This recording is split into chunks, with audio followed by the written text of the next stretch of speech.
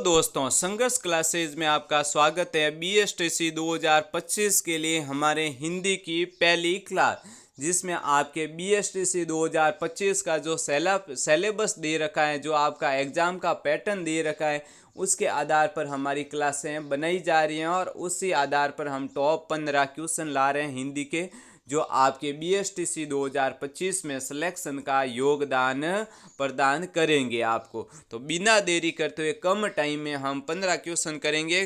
पहला क्वेश्चन आपके सामने स्लाइड पे ये रहा।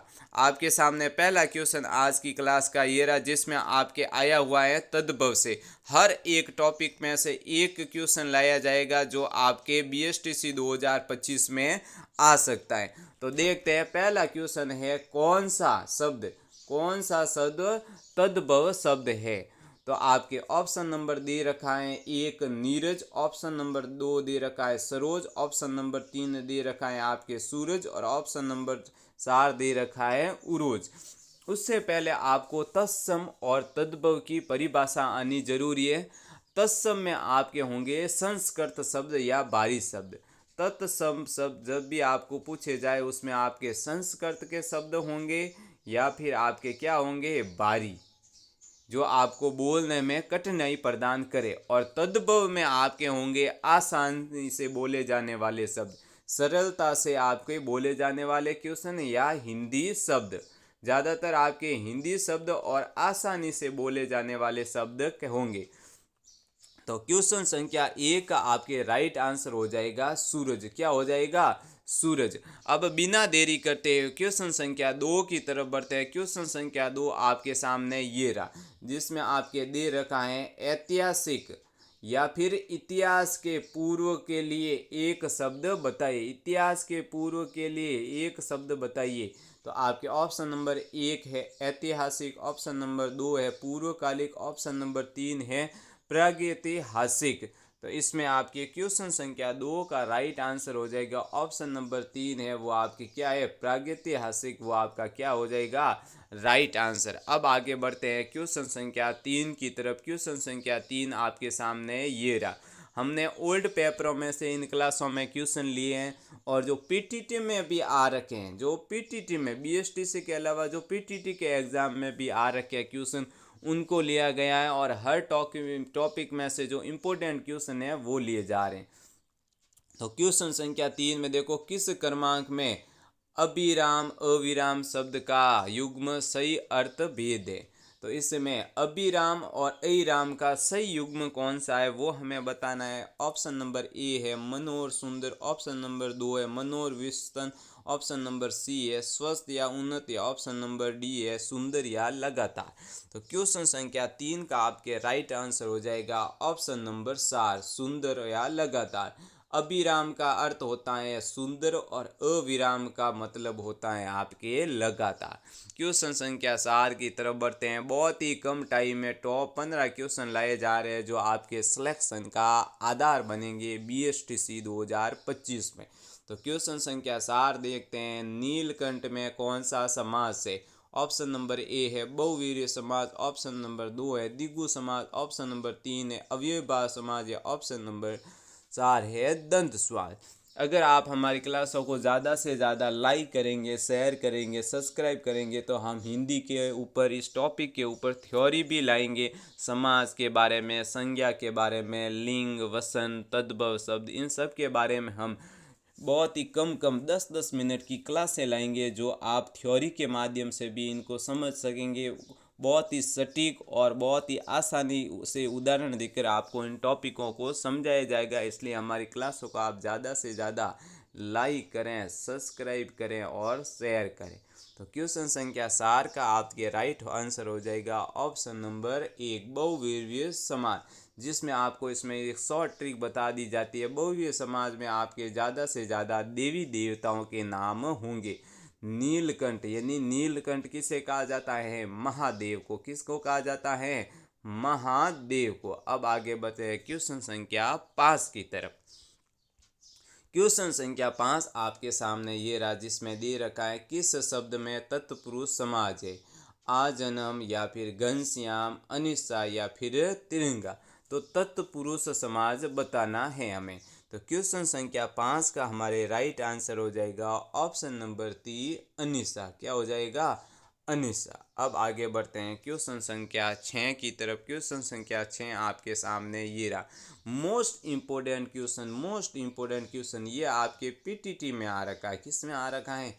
पीटीटी में। तो क्वेश्चन संख्या 6 है, शुद्ध वर्तनी वाला शब्द है। ऑप्शन नंबर 1 प्रतीक्षा, ऑप्शन 2 दे रखा है ऐसे प्रतीक्षा, और आगे भी आपके दे रखा है ऑप्शन नंबर सी, जिसमें आपके इस तरह से प्रतीक्षा लिखा हुआ है। ऑप्शन नंबर 4 में भी आपके प्रतीक्षा लिखा हुआ है।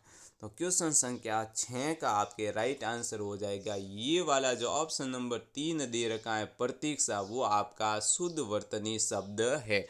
अब आगे बढ़ते हैं क्वेश्चन संख्या 7 की तरफ। क्वेश्चन संख्या 7 आपके सामने ये रहा, जिसमें दे रखा है त्योहार शब्द का शुद्ध रूप है। आपके सामने ऑप्शन नंबर 1, 2, 3 और 4 दे रखा है।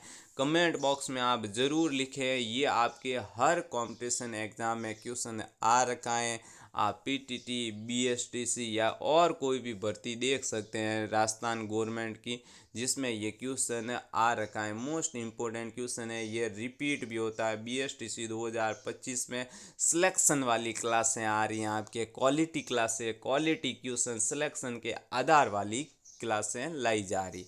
तो क्वेश्चन संख्या 7 का आपके राइट आंसर हो जाएगा ऑप्शन नंबर 4। ये जो त्यौहार दे रखा है इसमें आपके एक मात्रा आएगी और आधा त आएगा।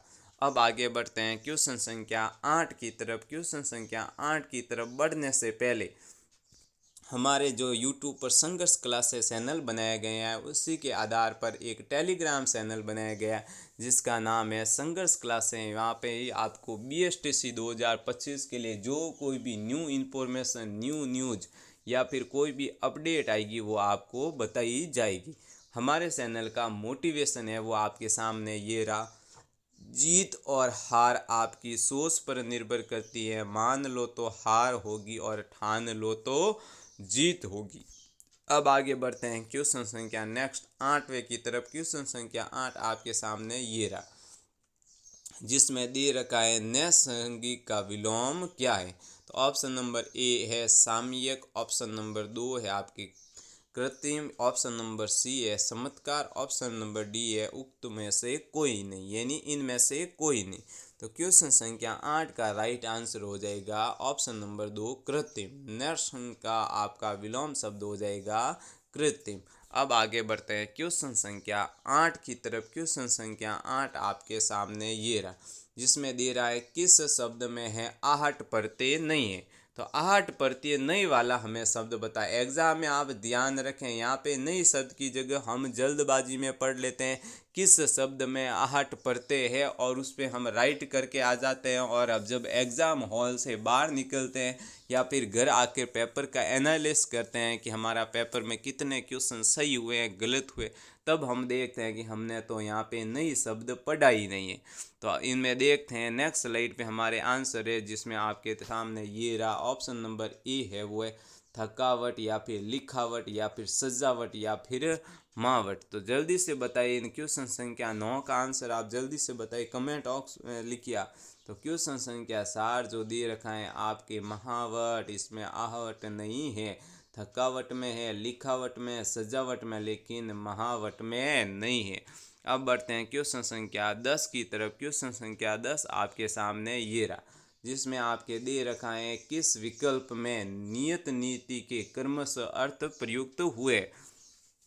मतलब इसमें नियत और नियति का सही अर्थ क्या है वो आपके क्रमशः यानी लगातार अर्थ प्रकट किए हुए। सही राइट लगाना है आपको, जो आंसर सही है। तो विनम्र या फिर प्रभाव, निश्चित भाग्य, बांसुरी निर्धारित या फिर भाग्य निर्धारित। तो क्वेश्चन संख्या 10 का आपके राइट आंसर हो जाएगा ऑप्शन नंबर 2 यानी निश्चित और भाग्य। नियति का मतलब क्या होता है? निश्चित, और नियति का मतलब होता है हमारा भाग्य। इस तरह से आप इसको याद रख सकते हैं। क्वेश्चन संख्या 11 हमारे सामने ये रहा, बहुत ही कम टाइम में क्वालिटी क्वेश्चन। कैसे क्वेश्चन? क्वालिटी क्वेश्चन और क्वालिटी क्लास से लाई जा रही है, जो BSTC 2025 में आपके सिलेक्शन का योगदान देगी। तो देखते हैं क्वेश्चन संख्या 11। क्वेश्चन संख्या 11, निम्न में से में विस्मयादि मोदक अवयव का उदाहरण है ताकि वह यदि मानो। तो क्वेश्चन संख्या 11 का आपका राइट आंसर हो जाएगा ऑप्शन नंबर 2। वह शब्द है वो आपके विस्मयादि बोधक अवयव का उदाहरण है। अब आगे बढ़ते हैं क्वेश्चन संख्या 12 की तरफ। क्वेश्चन संख्या 12 आपके सामने ये रहा, जिसमें आपके दे रखा है विसर्ग संधि का उदाहरण है। तो आप देखो भूषण या फिर पयोद या फिर प्रतिष्ठा या फिर उदा। तो क्वेश्चन संख्या 12 का आपके राइट आंसर हो जाएगा ऑप्शन नंबर 2। ऑप्शन नंबर 2 जो आपके पयोद है वो आपके विसर्ग संधि का उदाहरण है। अब आगे बढ़ते हैं क्वेश्चन संख्या 13 की तरफ, जो आपके दे रखा है नाक पर सुपारी तोड़ना का, नाक पर सुपारी तोड़ने का भावार्थ है। तो आपके नेक्स्ट स्लाइड पे क्वेश्चन रहे, यानी इनके ऑप्शन रहे बेइज्जत करना, कठिन कार्य करना, निंदा करना या फिर बहुत परेशान करना। तो नाक पर आपके सुपारी तोड़ने का राइट आंसर क्या हो जाएगा, कमेंट बॉक्स में आप ज़रूर लिखें इनको। तो क्वेश्चन संख्या आपके 13 का आंसर हो जाएगा ऑप्शन नंबर 4, बहुत परेशान करना। नाक पर सुपारी तोड़ना यानी बहुत परेशान करना। अब आगे बढ़ते हैं क्वेश्चन संख्या 14 की तरफ। क्वेश्चन संख्या 14 आपके सामने ये रहा, जिसमें दे रखा है विरोध करना अर्थ सूचित करने वाला मुहावरा कौन सा है। विरोध करना। तो 14 क्वेश्चन का आपके राइट आंसर क्या हो जाएगा, कमेंट बॉक्स में आप आंसर ज़रूर से ज़रूर लिखें ताकि आपको ये आंसर याद रहेंगे और एग्ज़ाम में क्वेश्चन पर आपके कम टाइम में अटेंड करके आप और भी सिलेक्शन के पास पहुंचेंगे। तो देखते हैं क्वेश्चन संख्या 14 का राइट आंसर क्या हो जाएगा। ऑप्शन दे रखे हैं विष उगलना, आवाज़ उठाना, पीछे पड़ना या फिर सिर उठाना। तो ऑप्शन नंबर 2 आवाज़ उठाना यानी विरोध करना। अब बढ़ते हैं इस क्लास का हमारा अंतिम क्वेश्चन, मोस्ट इम्पोर्टेंट क्वेश्चन। ये आपके पीटीटी और बीएसटीसी में आ रखा है। अग्नि का पर्याय नहीं है, यहाँ पे भी मैंने देख लो नई शब्द यूज किया है। तो कौन सा नहीं है, मयूख नहीं है, पावक नहीं है, वही नहीं है या फिर कुशानी नहीं है। तो क्वेश्चन संख्या 15 का राइट आंसर हो जाएगा ऑप्शन नंबर ए, मयूख है वो आपके अग्नि का पर्यायवाची शब्द नहीं है, पावक है, वहीन है या फिर कुशानी है। बीएसटीसी 2025 के लिए हमारी तरफ से प्रयास किए जा रहे हैं क्वालिटी क्लास, क्वालिटी क्वेश्चन और पैटर्न पे आधारित क्वेश्चन जो आपके एग्ज़ाम में आ सकते हैं बीएसटीसी 2025 में। और भी हम क्लासें लाएंगे जिनमें आपके सिलेक्शन का आधार बनने वाली क्लासें लाई जाएगी। जो कोई भी स्टूडेंट विद्यार्थी बीएसटीसी 2025 की तैयारी कर रहा है उनको ये क्लासें भेजें और उनके सिलेक्शन में अपना योगदान दीजिए। संघर्ष क्लासें आपका धन्यवाद करता है।